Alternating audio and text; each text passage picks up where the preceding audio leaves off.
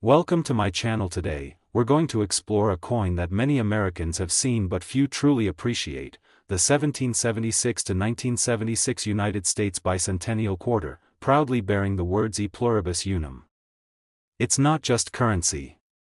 It's a time capsule, a tribute, and for some collectors, a hidden treasure worth up to $162 or more. But before we get to that jaw-dropping value, let's go back. Way back. Picture the year 1776. The American colonies are rising. 13 colonies, tired of being taxed without representation, take a bold step. They declare independence from Britain. It's a time of muskets, powdered wigs, and midnight rides. The Declaration of Independence is signed, and a new experiment in democracy begins. Fast forward 2 centuries.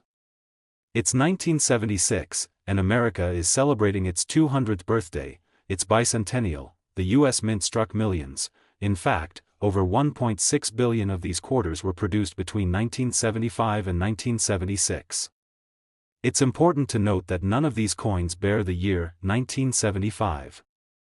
All bicentennial quarters, whether struck in 1975 or 1976, are dual-dated, 1776 to 1976. That dual date is part of what makes them instantly recognizable. It's those collector versions that start to show higher values today. Let's talk about design and condition. A coin's value depends heavily on how well it was preserved. If a bicentennial quarter was tossed into a coin jar and rattled around for decades, it probably won't be worth much more than face value. But if one was carefully stored, never circulated, no scratches or wear, its value starts to climb. Now, imagine finding one of the rare 40% silver-proof versions, minted in San Francisco. These coins, originally sold in special collector sets, contain real silver. They were never meant for circulation and were struck with a mirror-like finish that gleams even today. Because of their composition and limited numbers, these coins are already worth far more than 25 cents, sometimes even more than $10. But wait, it gets better. Now, what about the legend, the $162 quarter? Is that real? Yes, and here's why. Certain bicentennial quarters, especially those in MS 67 or higher condition, that is, mint state, graded by experts, can command prices well over $100. MS 67 indicates an almost perfect coin with an incredible level of preservation and eye appeal.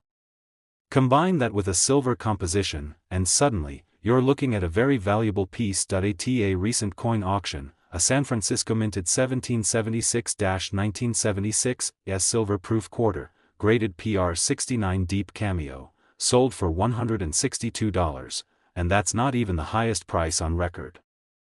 Some coins have exceeded even that, depending on the condition, demand, and uniqueness. In short, if you have the right version, in the right condition, your quarter could be far more than pocket change. But beyond value, what makes this coin truly special is its story. It's not just a tribute to America's independence, it's a marker of national pride, art, and history.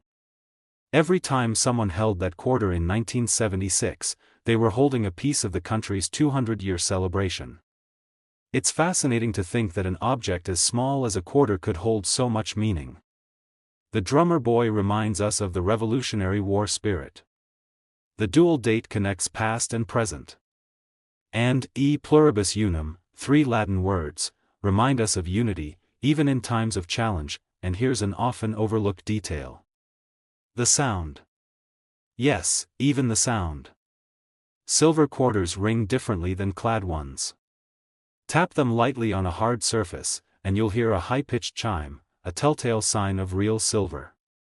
It's something seasoned collectors can recognize in an instant. That audible difference is yet another layer of fascination in coin collecting. It's often said that coins are miniature works of art, but more than that, they're snapshots of culture, moments frozen in metal. The bicentennial quarter, with its proud drummer and timeless motto, is exactly that. So how do you know if your 1776 to 1976 quarter is worth money? Start by checking for the mint mark. An S indicates it came from San Francisco and may be a proof or silver version. Then check the coin's edge. If it has a solid silver edge instead of a copper line, it might be 40% silver. Finally, assess the condition. A coin with no scratches, wear, or discoloration is more valuable. If you think you have something special, consider having it graded by a professional service like PCGS or NGC. Their authentication and grading can make a world of difference in selling or collecting. In recent years, the popularity of coin collecting has seen a resurgence, especially with the internet allowing enthusiasts to buy, sell, and learn like never before. Online auctions, coin forums, and social media groups buzz with discussions about finds, values, and the thrill of the hunt. And guess which coin continues to generate buzz?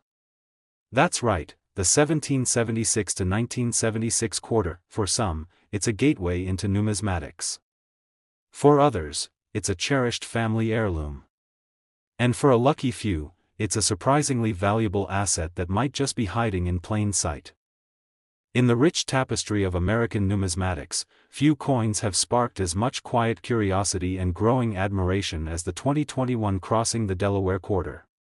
At first glance, it seems like just another quarter in your pocket change, another addition to the long-running U.S. Mint quarter program. But beneath its modest face lies a fascinating story of symbolism, design evolution, and unexpected rarity that has elevated this coin beyond its 25-cent face value. And what if I told you this specific 2021 version, minted in Philadelphia with the Roosevelt mint mark, has recently been valued by collectors and dealers at up to $155. That's right. A coin you could have received in change from your morning coffee may actually be a miniature treasure. But before we dive into the reasons why, let's journey back, not just to 2021, but through the decades that shaped this quarter's creation. For decades, the quarter dollar has been a canvas for American storytelling. From the stoic profile of George Washington that has graced the front since 1932, to the myriad reverse designs honoring states, parks, and historical milestones, it's a coin that has always reflected national pride and evolution. But the 2021 Crossing the Delaware Quarter was something unique, a transition piece, a symbolic bridge between the past and the future. To understand the significance of the 2021 quarter, we need to look at what came just before it. From 1999 to 2020, the U.S. Mint embarked on one of its most ambitious programs, the 50 State Quarters Initiative, followed by the America the Beautiful series. These quarters changed the way Americans viewed their change. Suddenly, people of all ages were hunting through their pockets, trying to complete maps and books, celebrating each new design. By the end of 2020, the program had concluded. And the question was, what next? The answer arrived in early 2021, and it wasn't what most collectors expected. Rather than diving immediately into a new series, the Mint chose to pause and reflect. They issued a one-year-only design, a new depiction of General George Washington, this time captured in the act of leading his troops across the icy Delaware River during the Revolutionary War. It was bold. It was dramatic. And it was unlike anything the quarter had featured before. No monuments. No birds or national parks.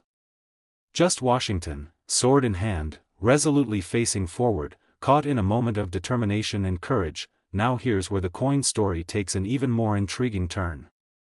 The 2021 Crossing the Delaware Quarter was minted in 3 locations, Philadelphia, Denver, and San Francisco. Each mint left its distinct mark, a tiny letter placed subtly on the obverse side of the coin. For Philadelphia, it's the letter P. And while coins from all 3 mints were released, the ones from Philadelphia, bearing the Roosevelt mint mark, have become the subject of intense collector attention. Why? Because among the millions that were minted, a small number display subtle anomalies, die varieties, and other indicators that place them in the category of rare or collectible. What do we mean by that? Well, in coin collecting, not all coins are created equal. At first, the coin circulated widely. It showed up in pocket change, car cup holders, gumball machines. But as word spread of its unique design and the rumors of rare variations, people began pulling them from circulation. Coin shops reported growing interest. Online marketplaces saw listings spike. At first, common uncirculated examples sold for $1 or $2. Then $5. Then $10. And then the real showstoppers began to emerge, quarters in pristine, untouched condition with confirmed varieties, fetching prices as high as $155 and beyond. Now, you may be wondering, why would someone pay over $150 for a coin still technically worth 25 cents? The answer lies in a mix of rarity, condition, and narrative. Then there's the narrative. Every collector knows that value isn't just about scarcity. It's about the story. And this coin tells a powerful one. A brief, transitional issue marking the end of one era and the beginning of another. A dramatic design honoring a turning point in American history. A coin released during a time of global uncertainty, reminding us of the resilience that defines the American spirit. Roosevelt, whose face appears on the dime, was a champion of public works, economic reform, and perseverance. His legacy looms large in American culture. The coin world, like any collector market, has its share of hype. Not every 2021 quarter is worth $155. The vast majority are still worth 25 cents, or maybe a few dollars in excellent condition. But the ones that combine high grade with distinctive varieties, those are the ones that command real attention. And that's where knowledge makes all the difference. Being informed, observant, and a little lucky, that's the trifecta that can turn an everyday coin into a prized. In the end, the 2021 Crossing the Delaware Quarter is a reminder of how history, art, and chance intersect in our pockets. It's a tribute to one of the most daring moments in the Revolutionary War. It's a nod to the enduring role of George Washington in American identity. And for collectors, it's a rare opportunity, a fleeting moment in coinage history, captured in copper and nickel.